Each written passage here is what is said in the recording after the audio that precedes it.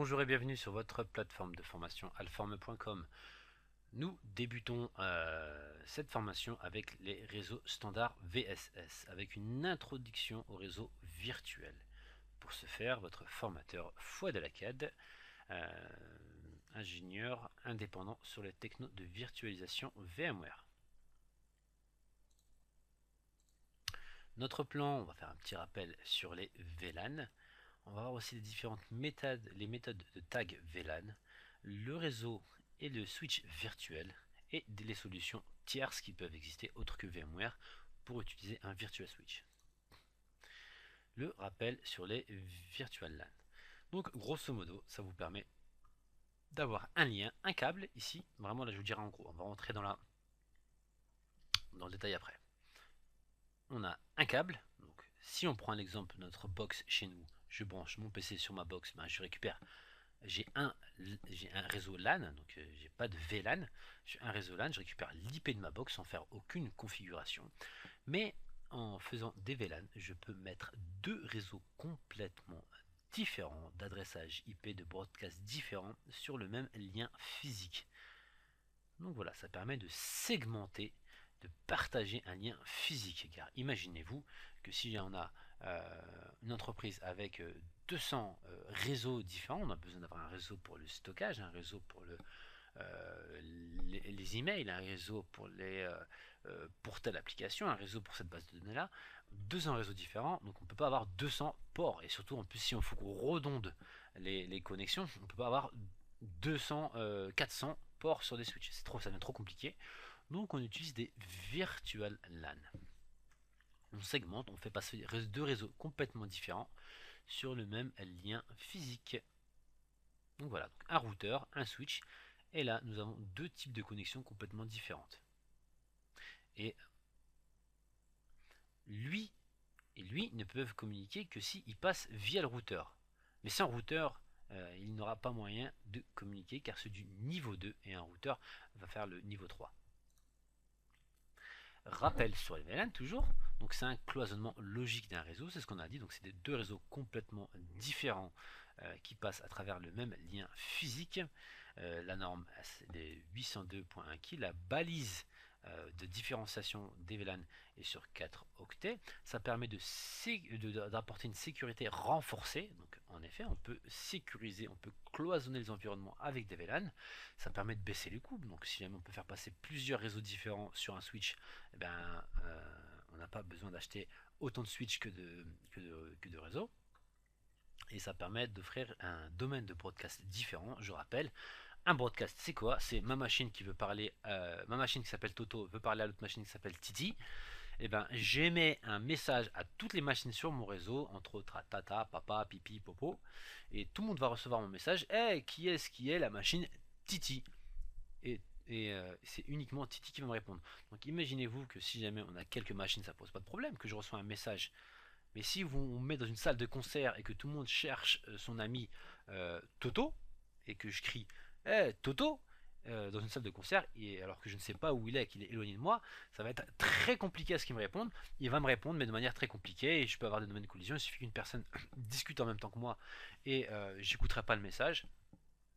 Ça peut générer pas mal de problèmes. Ça marche, mais ça peut générer beaucoup de problèmes. Alors que si jamais on cloisonne, que je prends uniquement 5 personnes dans une pièce, 10 personnes dans une pièce, 20 personnes dans une pièce, même si elles parlent entre elles, et que je crie hey, où est-ce que t'es Toto, et bah Toto va me répondre. Donc voilà une analogie qui m'est venue en live. J'espère qu'elle a été comprise. Donc voilà. Donc ma VM est ici, donc elle passe à travers mon switch virtuel, elle communique par exemple avec le LAN 105, ça passe directement sur la carte physique de mon ESX qui renvoie ça au switch physique qui lui sait traiter les différents VLAN. Donc en effet, ma VM Orange qui veut communiquer avec une autre VM Orange va mettre dans sa trame, dans son petit paquet qu'elle va envoyer, donc elle va envoyer une trame, donc il y a du data, bon, il y a pas mal de choses, l'adresse destination, l'adresse source, et elle va insérer à l'intérieur de cette trame là un tag de VLAN. Donc elle va insérer entre autres ici le VLAN 105 et lui qui va, donc si c'est de la gestion de VLAN sur le switch, Il va décapsuler tout ça, il va regarder, ok, il va dire ok, j'ai l'adresse de destination, l'adresse source et tout. Ok, ben j'ai le tag de VLAN, donc c'est sur le réseau 105, donc j'envoie ça qu'aux personnes qui sont dans le réseau 105. Pareil pour la VM 106, donc ça c'est du niveau 2. Les méthodes de tag VLAN. Donc nous avons l'EST, le external ou access external switch tagging, donc c'est le switch, pas de configuration, donc il n'y a pas de configuration côté vSwitch.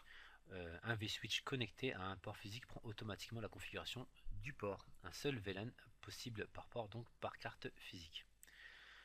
Donc c'est le switch lui-même qui va gérer le tag. Donc c'est notre switch physique, entre autres votre box qui va gérer. Donc votre box gère un espèce de VLAN en fait, hein, donc il n'y en a qu'un seul. Donc c'est votre box qui vous dit que vous êtes en réseau 192.168.1.0 par exemple. C'est votre box. Donc, par analogie, c'est votre switch. Donc, si c'est un switch intelligent qui fait du VLAN, il peut faire passer plusieurs VLAN dans une même configuration. J'ai la chance d'avoir un switch Cisco avec une interface graphique. Donc, voilà, donc c'est un petit switch Cisco, hein, c'est de référence SG300. C'est pour un autre lab que j'utilise perso. Donc nous avons plusieurs ports ici. Donc nous voyons ce port, le port G1 qui est allumé. Donc nous allons dans Port VLAN Membership.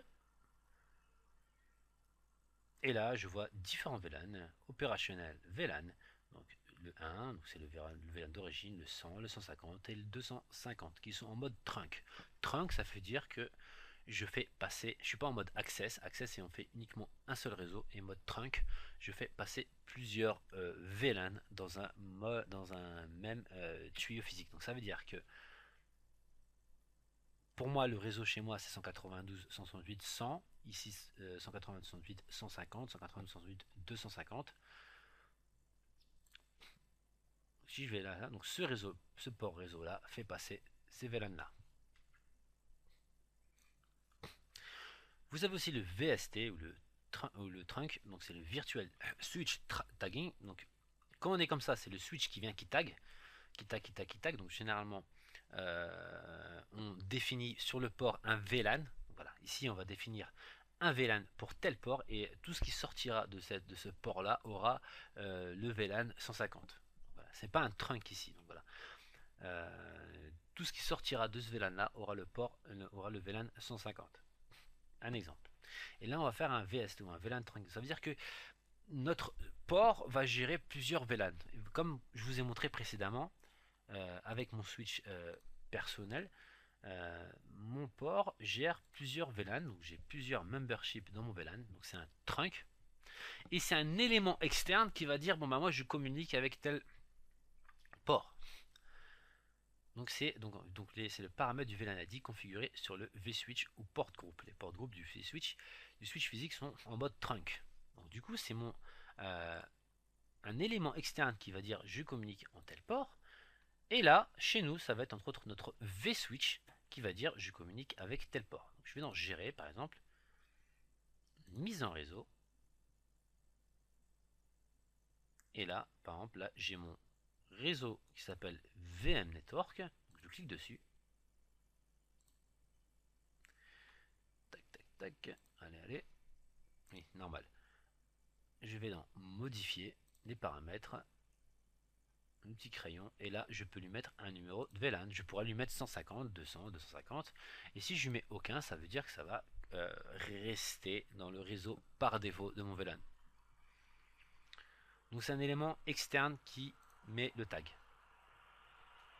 C'est le côté VSS. Ou sinon on a le virtual guest tagging. Donc ça c'est la machine virtuelle qui va taguer ou voir votre hôte, un serveur physique qui va demander je veux communiquer avec tel tag. Donc c'est mon guest qui fait le tag. Donc un exemple, hein, donc ici je prends mes paramètres. Donc je suis sur mon PC à moi, mon Lenovo. Je vais prendre par exemple ma carte virtuelle de mon workstation. Je peux prendre ma carte physique aussi, hein, donc j'ai pas envie de la toucher parce que là tout marche très bien. Un exemple, hein, de toute façon, je fais propriété, configurer. Hop, c'est parti de l'autre côté. Non, avancer. Et là, j'ai VLAN ID. Donc, si je mets une valeur, tout ce qui sortira de ma carte réseau sera tagué avec tel VLAN. Donc, soit c'est le switch qui tag, donc c'est le switch qui dit tout ce qui sort ou qui rentre, ça doit être avec tel VLAN, soit c'est un élément externe qui va taguer, et encore, donc ça peut être une VM ou autre, ou un autre élément actif.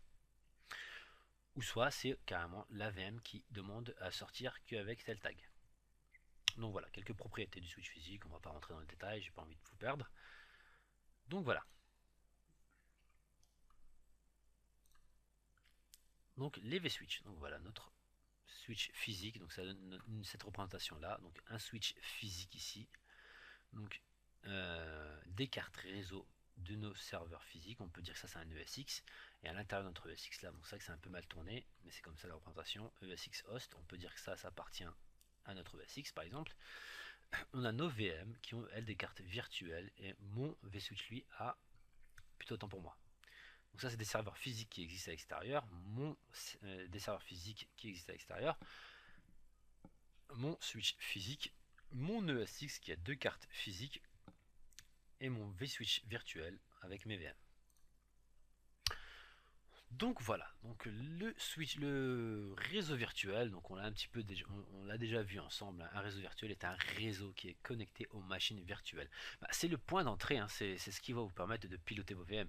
Car une VM, voilà, par simple euh, représentation, j'ai mon portable à moi physique, ben, je branche une carte réseau.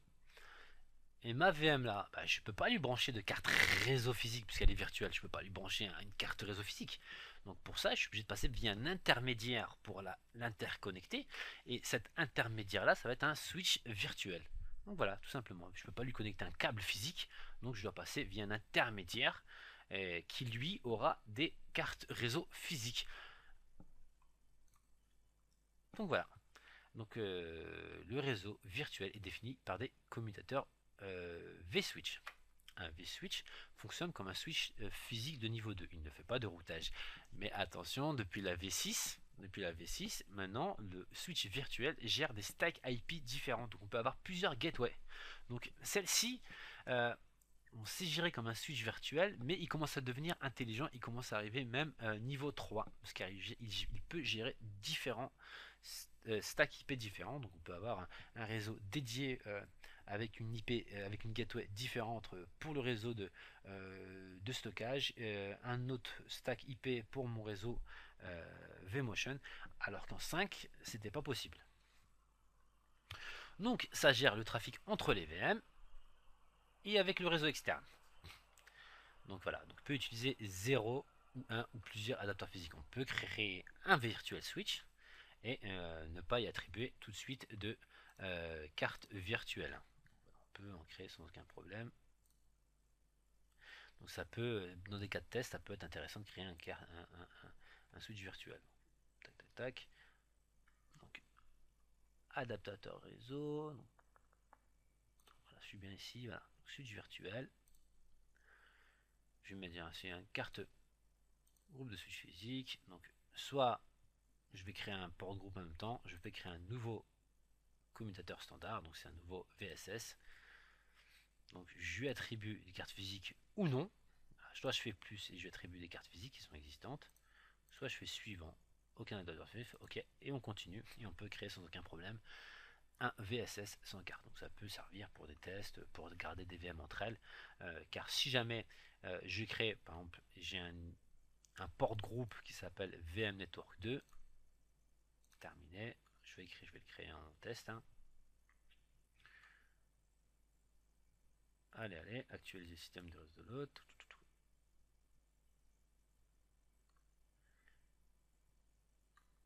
On actualise tout ça. Il ne s'est pas créé, c'est joli ça. Pas bizarre.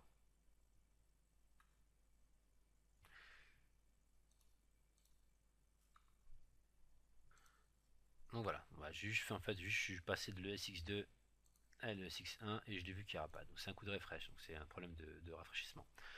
Donc mon VM Network 2 qui a été récemment créé, je peux par exemple prendre ces deux VM là, leur donner ce port groupe là, et ces deux VM là pourront communiquer sans aucun problème entre elles, mais ne pourront pas communiquer à l'extérieur parce qu'il n'y a pas de carte physique qui vient les lier avec le monde externe. Donc ça peut servir pour des cas de test. Donc, mais généralement, on crée toujours un switch virtuel avec des cartes physiques pour pouvoir faire communiquer vos machines virtuelles vers le monde externe. Donc voilà, donc entre une machine virtuelle, donc ça permet d'interconnecter une machine virtuelle avec son hyperviseur ESX, en effet, donc mon hôte pourra communiquer via le réseau avec sa VM. Entre les machines virtuelles aussi, bon, on verra ça un peu plus tard, l'accès VM kernel vers le vMotion, donc ça on a déjà vu c'est quoi un VM kernel, et même le vMotion, donc ça permet de faire des points de communication vers les éléments externes. On va voir qu'il y a aussi des mécanismes intelligents de répartition de charge. Donc il y a des politiques de répartition de charge à appliquer si on veut faire du load balancing et autres. Et donc voilà, il est construit par le VM kernel. Donc c'est l'ESX, le kernel de l'ESX qui vient le piloter. Il est non manageable, pas comme on a vu. Si je prends mon switch physique Cisco qui est là, je peux m'y connecter, j'ai interface graphique, je peux le prendre en SSH, alors que mon switch virtuel, je ne peux pas le faire. Donc voilà, mon switch virtuel, il n'a pas d'IP, je ne peux pas m'y connecter en direct, faire du SSH dessus. Donc il n'est pas manageable. Il est manageable, mais uniquement via l'interface VMware. Donc voilà, et aussi bien sûr important, les adaptateurs physiques ne peuvent être connectés qu'à un seul vSwitch. Donc c'est vrai que c'est une petite ambiguïté qu'au début on a du mal à saisir, mais en fait ça coule de source, on va dire ça c'est une carte physique, donc 0 et 1, cette carte physique 0, je ne peux l'attribuer qu'à vSwitch 0, je ne peux pas avoir deux vSwitch qui utilisent la même carte physique, à retenir. Sinon, si on ne veut pas utiliser le vSwitch virtuel ou pour des besoins très spécifiques, on peut utiliser des switches virtuels de fournisseurs tierces. Il y a le très connu Cisco Nexus 1000V qui est un switch intelligent qui s'interface avec le monde Cisco, qui lui est manageable. On peut prendre en SSH et passer des commandes dessus dans le contexte de virtualisation. C'est pour les personnes qui ont besoin d'aller plus loin. Il y a le VDS qui fait pas mal de choses, mais il y a aussi le switch Cisco qui fait tout autant de choses, si ce n'est légèrement plus, mais qui est manageable. Mais bien sûr, ça demande achat et licensing. Et pareil, IBM propose aussi sa version de switch virtuel qui est le switch 5000V. Et ben, ces switches, comment ils fonctionnent? Utilisent des API fournies par l'édition Enterprise Plus, car si vous voulez utiliser un switch Nexus ou autre, il faut avoir ouverture vers les API qui sont disponibles avec l'Enterprise Plus ou Cloud Suite. Donc voilà, donc vous avez bien compris, le VSS c'est pour les hyperviseurs gratuits ou avec une licence essentielle plus. Mais si on veut aller plus loin, il y a la suite vCloud Suite qui va permettre d'installer des solutions tierces ou d'installer le VDS. Le VDS ne fonctionne qu'avec les licences on va dire vCloud Suite, qui était appelée autrefois Enterprise Plus, mais elles existent encore. Donc c'est pour ça que je dis Enterprise Plus et vCloud Suite. Si vous avez une version inférieure à ça, donc vous devrez utiliser une version de VSS. Donc ça apporte aussi d'autres fonctionnalités spécifiques, la surveillance, la sécurité, de la QoS. Donc c'est une VM de management, donc c'est une VM qu'on déploie sur notre OSX qui va gérer ensuite la communication réseau. Voilà ce qu'on a couvert. Donc on a fait un rappel sur les VLAN, les méthodes de tag VLAN, le réseau et switch virtuel, et nous avons vu aussi les solutions tierces existantes.